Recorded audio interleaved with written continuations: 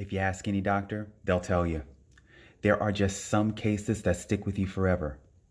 In today's video, I'll tell you a story that sticks with me.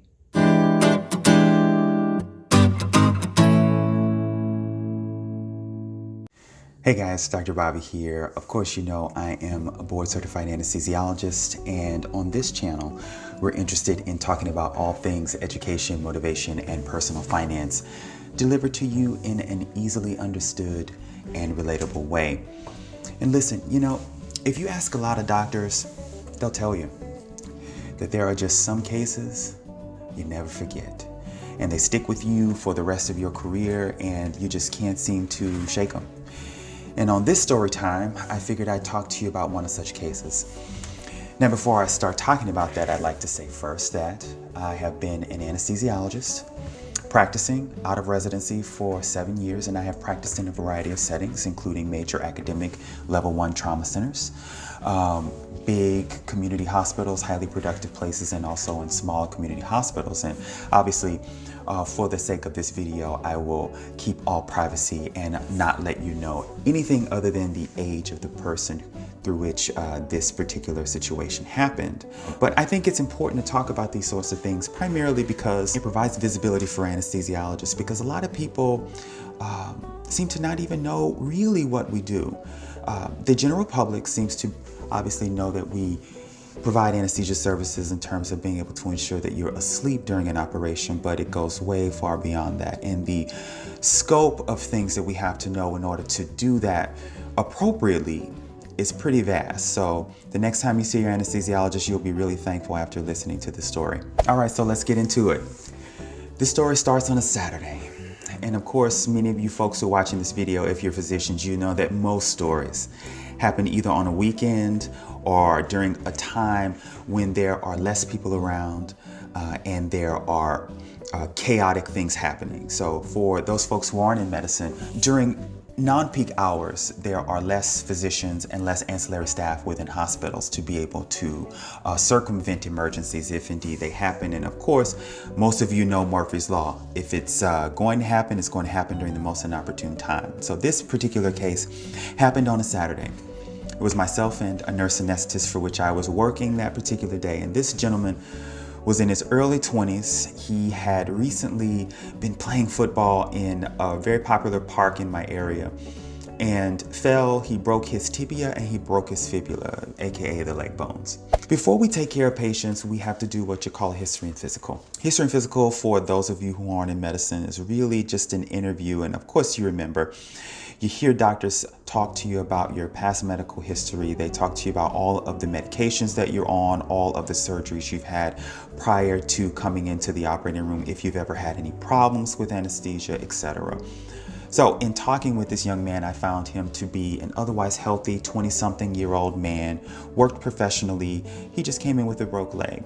He reported a history of first-degree relative dying from a sudden cardiac arrest that they attributed to a heart attack. Of course, this happens a lot because coronary artery disease is super common in the public. So while you always remember that, it's not something that sticks out significantly because it's such a common diagnosis. So we proceed to go to the operating room. We induce the patient with anesthesia after putting on appropriate monitors. For those of you who don't know, in order to do anesthesia safely on someone, you have to monitor all of their vital functions before you actually give them medications that can alter those. So we give this gentleman some oxygen and we give him medications through his IV. He falls off to sleep.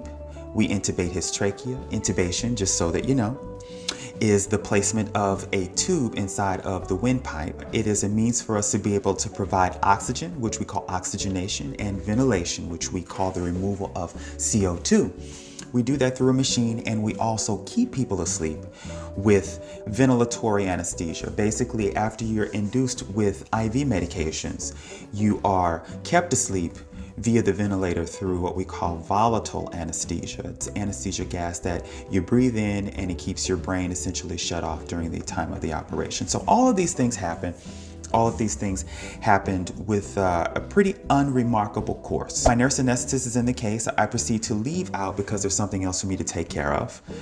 and I let him get settled. So some time goes by and I go back in. I realize that my nurse has been in there for a while and I want to give my nurse anesthetist a break. So I tell him to step out and everybody's really happy that day. On Saturdays, typically people try to come in with good attitudes, just primarily because, Saturday's an off-peak time. Nobody really wants to be doing operations during that time, but if you got to be there, you might as well be happy. So we're listening to a little music, the surgery's happening, the patient is otherwise stable, and then all hell breaks loose. Then all of a sudden the anesthesia alarms start to go off.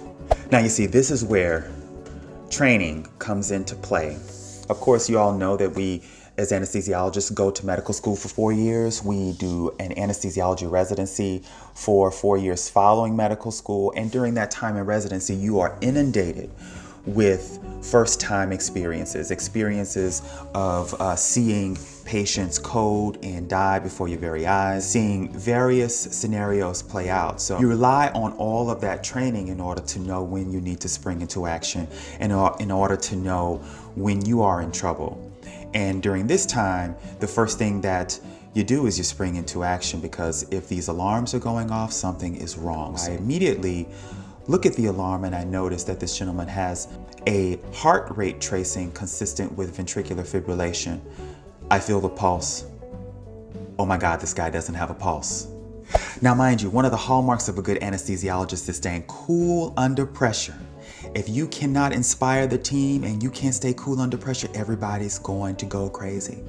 So I feel for a pulse. I realize, oh my God, there's no pulse. So on the inside, I'm screaming. I'm thinking, my God, this guy's 20-something years old and he is not alive currently. This is where the training comes in. This is where you have to really put your feet to the pavement. I immediately at that time alert the entire room that this patient's in cardiac arrest and we have to intervene now. What's the first thing you do? You start chest compressions and you get the code card. So we immediately declared an emergency. We called for help. We got the patient onto a backboard and started chest compressions. Obviously, anytime you get a sudden cardiac arrest, you have to think of all of the reasons why such a young person could go into cardiac arrest. And of course, you have your top reasons, which we call a differential diagnosis. And we start from the most likely to the least likely. In hooking this patient up to the defibrillators that we use to provide electrical shock to the heart, we realize this guy is in ventricular fibrillation, and we realize that this gentleman needs to be defibrillated. To be clear, defibrillation is a controlled shock to the heart muscle to hopefully be able to jolt it back into the normal rhythm so that you can restore circulation and restore blood pressure. And this gentleman, we hooked up those monitors. We saw that he required an appropriate defibrillation and we administered that defibrillation. Boom. The first defibrillation happens. The patient remains in VFib. We give him epinephrine. Epinephrine is a medication that's used to increase the heart rate and the blood pressure in patients who have heart rhythms that are not compatible with an appropriate blood pressure. So we give this patient epinephrine, we restart chest compressions, and in the back of my mind, I'm screaming, oh my God, I can't believe that I'm in this situation. But this is the time where you have to put your feelings to the side. You have to divorce yourself from emotion and you have to act. Because if you don't act and you don't lead this team appropriately, bad things are gonna happen. It's important also to mention that anesthesiologists are the leaders of codes in the operating room. So we are responsible for delegating responsibilities to various people in the room so that we all function as a cohesive team during these emergent and urgent situations. So I had one person as a recorder. I had multiple people providing chest compressions to this patient. I was administering medications, and we have other folks in the background that may chime in from time to time to give additional suggestions during the code. We give this guy epinephrine, we're doing chest compressions, we've defibrillated him once and he's not responding. And a guy who's otherwise healthy, you got to give them the full court press. You have to give them every opportunity to survive. So we do a round of chest compressions for another 3 to 5 minutes, and then we reassess the heart rate and rhythm. This time, this gentleman is still in coarse ventricular fibrillation. We then charge the paddles. Clear. We shock the gentleman again. He returns to circulation and an appropriate heart rate. He's now in sinus rhythm. Sinus rhythm is the normal way in which our heart is supposed to beat. And along with that sinus rhythm, he had an appropriate blood pressure. Still don't know why he had the code. Don't know. But I know one thing. I absolutely know one thing. We cannot continue this operation. So myself and the surgeon made the appropriate choice to abort the operation. The operation was aborted. This gentleman was brought to the ICU, intubated and sedated, and we then had a course of conversation with our intensivist colleagues to go over the exact goings on of what happened in the operating room and to relay exactly what we believed to be the differential diagnosis for this patient. Remember, a differential diagnosis is the way in which we describe the most likely to the least likely cause of why this patient went into sudden cardiac arrest. And at the top of that, for someone like this, there's a couple of things. For this guy, he was having a long bone fracture, so obviously something called a thromboembolic event could have happened, where he had a blood clot travel up to his heart and cause him to have a decrease in the amount of output from his heart, and he subsequently went into an abnormal arrhythmia and coded because of that. Or it could just be an intrinsic heart problem that he had.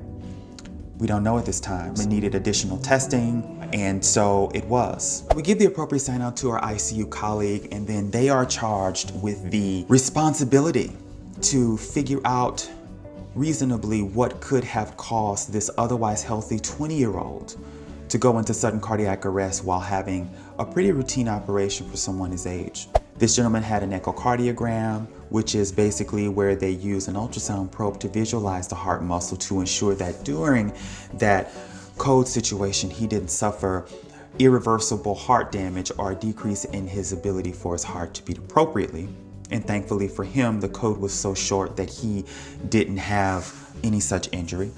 The second test this gentleman underwent from a cardiovascular standpoint was an electrocardiogram, which is where we place electrodes in various areas in order to assess the patient's heart, rhythm, and rate. The cardiologist looking at this EKG noticed that his QT interval, which is part of the electrical output of the heart, was prolonged. And this can happen in patients who have a congenital problem, which is a problem that is genetic, called long QT syndrome.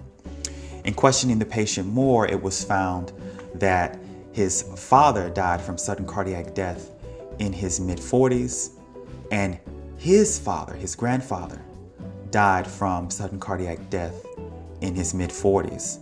It turns out that this gentleman had congenital long QT syndrome that went undiagnosed his entire 20 years of life until he was on the operating room table. Thank God for him that this happened when he was under the appropriate monitoring and not when he was out playing football. Otherwise, he wouldn't have been revived. It's a miracle. And I'm thankful that I was able to be there during that time to be able to help this gentleman. So I'm sure by now you're like, Dr. Bobby, what happened to this guy? Well, thank God he regained his consciousness appropriately. He suffered no neurological damage from the code. He otherwise returned to a normal cardiovascular rhythm and rate. And the treatment for congenital long QT syndrome is the implantation of a defibrillating device, such that if you were to have this type of rhythm without anyone knowing, your heart would be able to be spontaneously shocked back into the normal rhythm without you having a prolonged cardiac arrest. So this gentleman had the implantation of the defibrillating device. He went back to the operating room. He had his tibia and fibula repaired, and he went about his life, and he is out somewhere, hopefully contributing to society and living well. And I'm so thankful for it. Now, you're probably asking yourself, Dr. Bobby, why are you telling us this? Well, the reason why I wanted to come to you with this particular story is so that you could really understand exactly what your anesthesiologist has to go through in the event that there is an emergency, and how important their care is for you when you're on the operating room table. Most of us at some point will have to have an operation. We will have to trust an anesthesiologist with our life. And it's important for you to know before you get on said table, before you have said procedure, that understand exactly what it is that the anesthesiologist will be doing for you and what it is that they have to keep in the back of their mind in the event that there is an emergency. and how we have to divorce our feelings during a catastrophe to be able to think clearly and to act quickly during urgent and emergent events. So the next time you see your anesthesiologist, thank them. Next time you see your anesthesiologist, remember their name. And the next time you see your anesthesiologist, you'll know how important they are. Peace.